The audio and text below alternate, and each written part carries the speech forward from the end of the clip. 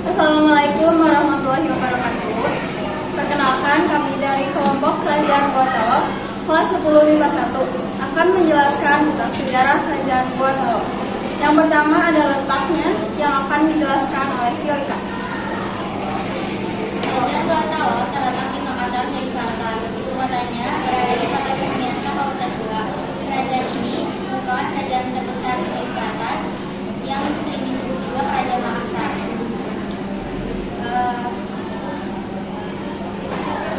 Kerajaan ini juga kerajaan maritim yang terkenal dan membentuk jalur perdagangan internasional. Lalu berikutnya ada masa pendirian yang akan dijelaskan oleh Melisa. Kerajaan ini terbentuk pada tahun 1300-an, tapi hanya terdiri dari satu kerajaan, yaitu Kerajaan Goa. Lalu terjadi perebutan kekuasaan di antara anak Tunatangkaloki. Batara Goa mengalahkan Karaeng Mawisero yang kemudian mendirikan Kerajaan Talo. Pada tahun 1565, kedua kerajaan bersatu dengan adanya kebijakan Ruang Karaeng Nasere, yaitu 2 raja dan 1 rakyat pada masa pemerintahan Raja Daeng Matakai. Lalu setelahnya ada proses islamisasi yang akan dijelaskan oleh saya sendiri. Pada awalnya, Kerajaan Gua Talo ini memeluk sistem kepercayaan animisme.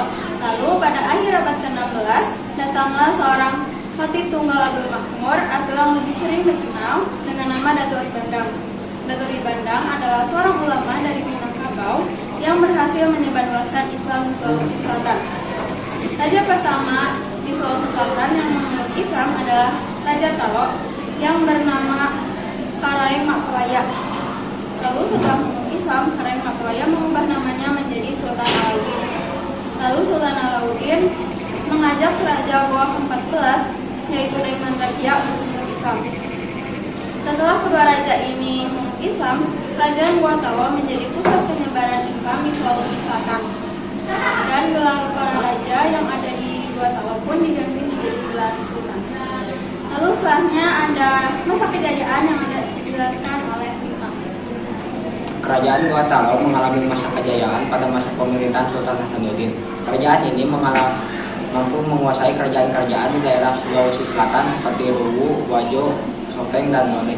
Sultan Hasanuddin menghadapi kekuatan armada POC agar bisa menjadi penguasa tunggal di jalur perdagangan Indonesia Timur.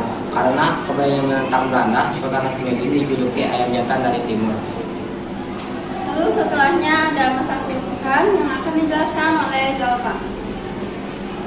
Akhirnya di tahun 1667, Kerajaan Gua Talo mengakui kekalahannya dengan menandatangani Perjanjian Bongaya yang sangat merugikan kerajaan. Setelah perjanjian tersebut, Sultan Hasanuddin turun tahta dan digantikan oleh Sultan Amir Hamzah.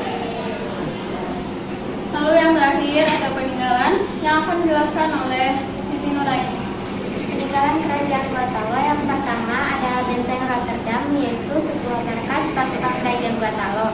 Yang kedua ada Istana Balalompoa. Yang ketiga ada Masjid Katangka, yaitu masjid tertua di Sulawesi Selatan. Yang terakhir ada Benteng Sombaoku, yaitu pusat perdagangan sebelum dikuasai oleh VOC.